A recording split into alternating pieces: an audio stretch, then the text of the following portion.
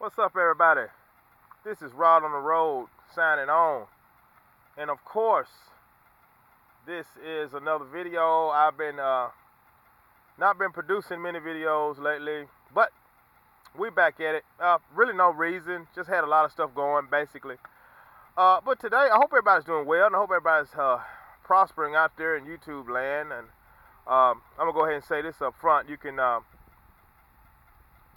send me a friend request at Ramon Reddick, that's REMONE at Facebook, and I'll gladly accept it as soon as I can. Basically, I wanted to talk about today is, like I said, I got the shower video coming. The shower's working good. Still tweaking it a little bit. Got one final tweak to do, pretty much, and somebody in this got some co-captains in the van today. That's why it's shaking. But they're moving around. Who knows what they're doing? But as I say, the shower's working good. There's no problems. Like I said, they got a little tweaking to do to it. Not much. The basin is a little small for my feet. But like I say, it's working. I want to make an adaptation. I'm going to get a little wider basin from somewhere. I'm still looking. And what that'll do is allow me a little more feet room where I might be able to sit down. So that's what I'm working on next. And then I'm going to go ahead and show everything about it, show how I built it from A to B, and I'm going to discuss it there. It'll come in a later video, maybe the next one, two, maybe within the next 5 videos it'll be in there somewhere. There go our neighborhood. Yeesh. I say neighborhood. I don't know what neighborhood this is, but anyway, it's some neighbor. Every word's a neighborhood. But anyway, what I want to discuss is some thrift store finds that I had and clothing repair. This is some Levi's jeans. I like with Levi's. I love the 501s. They fit me perfectly. These aren't 501s. These are the Signature Series regular fit. I don't know exactly what all that means by Levi's, but they had little holes in them. And I went ahead, and I know these are huge patches, but they didn't cost much. But I kind of patched all these holes. 4 patches total with the belt loop. There's some adhesive in there drying.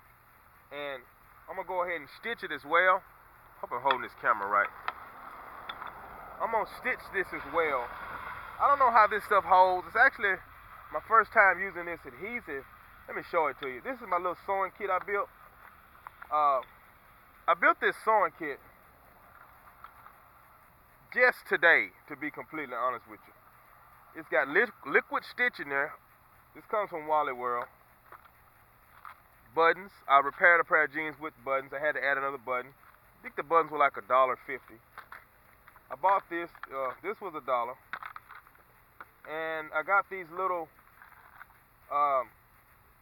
spools of thread for $1.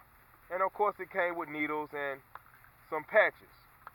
Now, you need a sewing kit. That's my sewing kit. Didn't cost much at all. And it has repaired these jeans, keep me from buying some more. Plus, I wasn't ready to get rid of these jeans. I'm crazy about these jeans. They're not 501 series, but I like them. And you can save your jeans as well as clothing articles. If you have holes in them and all that kind of stuff. Now, I'm going to talk about this as well. This little mug here is also a French press. Of course, it's a thrift find. Starbucks. I think it was $1.50. I'm sure it's much more than that retail. I don't need many mugs. This is one of 2 that I have. This is my old mug here. This is also a Starbucks mug. This is my go-to mug. It's a Starbucks Chubby. The Starbucks word is faded off now, but it's rather old. But it's my favorite actually. And the reason I like this one so much is because I think I discussed it in the video some while back. The wide base, it has never tipped over. I can set it pretty much anywhere. It's never tipped over. Now this one, I have a problem with this one. This one I have to go in a cup holder because it definitely will tip over. This is a much newer mug because it has the Starbucks logo all over the back. And of course this one just has SS Chubby on the bottom. I'm assuming it's original, and I'm assuming it's real because it's just a much older mug. And there you have it as far as that's concerned. Like I said, it's overcast here. My phone's not working. Please forgive me. I gotta look at this phone. I got my timer set on the phone, but the screen's timed out. Actually, I didn't even start the timer. Oh well, forget it. We'll work on that next time. Like I said, I'm a little rusty, but as far as the van is concerned, it's doing great. Have had no issues. Oh yeah, let me show you the jeans I had, the button. This is the button. I know it's crude looking. They didn't have the black fabric, so you know this is going to be covered with the belt. I just reinforced that front and back and added the button. And so we're going to use these jeans more too. The zipper is raggedy, but they work, they function. And it didn't cost a thing, and I saved my jeans. So, back to what I was finna say. The van's doing good. I'm really looking at what they call the next project is probably gonna be a continuous use solenoid that I'm gonna be adding to it, because I got it hooked up in a manner that I do charge my batteries off the alternator. Well, I have so many days, like you can see right here. So, but that continuous use solenoid I have to do it manually. I have to actually physically turn the little, it's a marine deal that I have that I connect my batteries together. Every time I pull off, I have to physically connect those with a little turn. It's a knob hooked directly to my battery. But that can definitely backfire, because if you forget to unplug it and you're running your aux, you're draining your cranking battery too. Luckily, that has never happened to me. I always remember, but my luck can run out. You know, I could be in the middle of nowhere and that happens, and that's bad. So that continuous use solenoid, I think in a 200 amp. I don't know if any of y'all know about that. I want one that I don't have to really worry about replacing anytime soon. As soon as I crank the vehicle, I won't have to do that manually. It'll start charging. And these areas with limited sun, you know, I definitely have to use the alternator. Of course, I'm still going to work on that secondary panel. That'll give me 200 watts and upgrade my batteries. I haven't got on any of that yet, but I'm still working on all that. And of course, that propane stove, I'm going to get, you know, I've been using my little Coleman. It works fine, trust me. But one drawback to the butane, when you get below 30 degrees, when it gets real cool inside, 32, plus the propane cools itself when it's being used. The can gets real cold. And you can be at around 30, you can be like 40, I'm going to say 42 degrees, close to 30, like 39 degrees or something like that. It's hard getting that, and that's comfortable for me, you know. I'm not cold at that point. I can have on my clothes, but the interior is kind of cool, but that's comfortable to me because I'm warm because I have on clothes, but the interior is still cool. When I try to cook, that butane doesn't want to act right. It's slow coming out. My flame is low. So the only way to combat that is for its interior cooking or exterior, is to get propane. And they make a cooktop just like that one. I think Fuel One makes it. It's on Amazon. But that one is butane. It's a dual fuel stove. It's butane and propane. So that's what I'm going to get. That way I'll be able to have two burners, as well as I can use propane. And that's definitely what I want to do. It don't matter how cool it gets or how cold it is someplace or wherever I'm at, I can still have that ability to cook with the normal flame. If it's going to be cold, I just hook up me a propane tank.